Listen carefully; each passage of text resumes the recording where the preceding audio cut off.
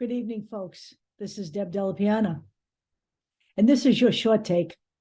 So let's have a little chat about the state of the nation. Do you know what today is? Aside from the fact that this would be George Harrison's 80th birthday, a man who was very peaceful, very peace-loving, very spiritual human being, and a member of the greatest rock band ever in history. Now, you can quibble with me on that one, but that's not why we're here tonight. But also on this day, today, in the United States of America, it is the National Day of Hate. Yes, you heard that right. It's been all over social media.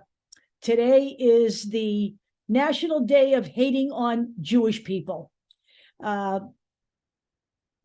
day called for by white supremacists, spouting the Great Replacement theory, and neo-Nazis.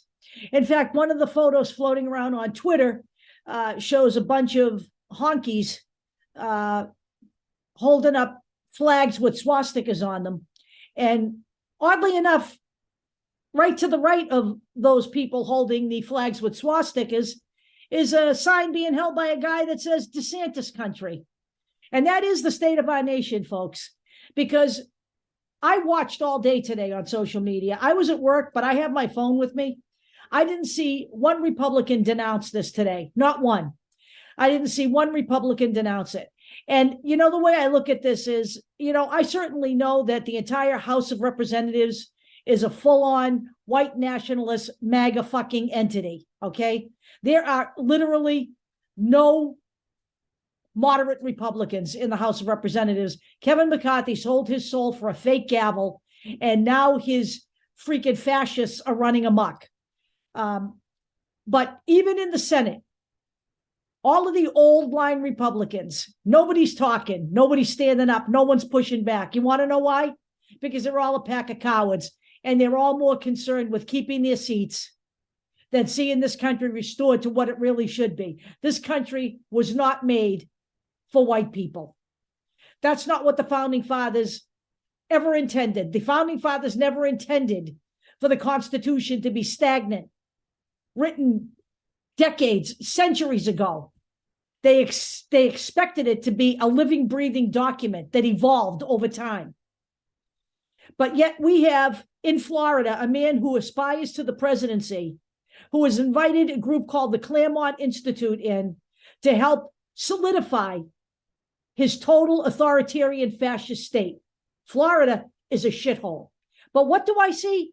I see people on school vacation sending me pictures of them splashing in the waters of Florida. Do you realize you're bolstering a state that is oppressing millions of people who don't fit the mold? Are you aware of that? Are you aware, if you people are out there on vacation in Florida and you're teachers, that you have teachers who can't even teach there? Do you have students who can't even learn there? Because the governor has banned the Diary of Anne Frank and has literally taken books out of every single classroom until he personally approves them? A man who literally is running a dictatorship, and you are spending your money in that state. I will never, ever in a million years step foot in Florida ever again. I will not even buy anything online from a company that is based in Florida. Now, I understand that people are staying there and they're fighting because that's their home. But no, I'm sorry, folks. I don't understand people who continue to aid and abet fascism. That's what you're doing. Whether you want to hear it or not is immaterial. You don't even know how to fucking boycott. This country can't even boycott because they're afraid they might lose some of their creature comforts. You couldn't find anything else to do, anywhere else to go that isn't fascist for school vacation. I'm just curious about how you compartmentalized all that bullshit. I'm just curious. Don't bother to answer, because you won't have an answer that's going to work for me. On the country here, this is a perfect day for a day of hate, because in this country here, Representative Barry Moore of Alabama has filed a piece of legislation to make the AR-15 assault rifle the country's national gun. And what do the white nationalists carry around with them when they're protesting drag shows? When they're talking about Jewish space lasers? When they're talking about who's really running the country? Who's controlling the banking industry? They're all carrying AR-15s. In Boston, they had to beef up and bolster the police forces because they were afraid of what would happen here. Going on all across the country. And you know what? Maybe there weren't any shootings today, and maybe the turnout wasn't that big, but don't think this is going to go away. These people are emboldened. This is a full-on fascist assault in this country. We have fascism at our doorstep. And I'm saying to you right now that you have one choice. You know what? You're all worried about the economy. I don't know what you're worried about. The economy is doing much better than it was, but you're worried about the economy, and you think, if you think for 1 nanosecond that there is relief and there is any good that's going to come out of reinstalling the Republicans, you think they're going to take care of the economy? They're talking about making Trump's tax cut to billionaires permanent. Do you know how much money that added to the national debt? Do you think it's fair that the billionaires keep getting the tax cuts? Do you think a party that's concerned with doing that is going to give a flying fuck about you? Donald Trump wouldn't even look at half of you. You're all just a vote to him. That's all you are. And you're all voting against your own best interest. I fail to see what people don't see in this. You know what? There'll be another National Day of Hate because white supremacy is here to stay. It's here to stay. The genie is out of the bottle. Ron DeSantis is employing a group that talks about it like it's our birthright. We need to restore the people to power who were the founders. That was white people. The black people were enslaved by then. Okay?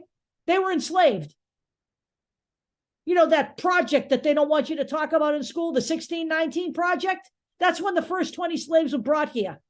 Whether people want to talk about that or not is immaterial. It is a historical fact. We have a group of people that are saying, defend America, defeat multiculturalism. We have a National Day of Hate today, February 25th, 2023, being called for all over social media. It doesn't matter how big the turnout was today. The turnout will be bigger the next time they do it, and they will not stop. Just like the Klan didn't stop until someone stood up. And the Klan still hasn't stopped because they're back again. Why? Because Donald Trump normalized all of this. And the people who remain silent in the face of this are helping him. They are aiding and abetting a fascist. Wake up, okay? Wake up. This is not the way we should be living. We haven't even gotten to the gun discussion yet, but we are going to be talking about that this weekend. For now, we're talking about hate in America, a National Day of Hate. Think about that. We used to have love-ins here. Now we're calling for a National Day of Hate. I'm going to suggest to you that people need to start paying attention. All of this, oh, it'll never happen here. Oh, yeah, it will. It's happening right here in real time, slowly. So that you didn't even see it creeping up, did you? But I've been warning people, we've been warning people for a long time that this day was coming. None of this is funny. None of this is just going to magically go away, just like Donald Trump said that COVID was magically going to disappear. Well, guess what? This isn't either. This isn't going to disappear even if Donald Trump gets indicted. It isn't. Because you know what? It's not being driven by him anymore. He's created the monster. It's being driven by outside forces in this country, and the Republican Party, as it stands right now, is just pretending it isn't happening.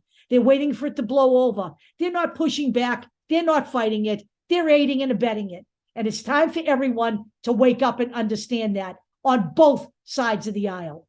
I'll talk to you all later.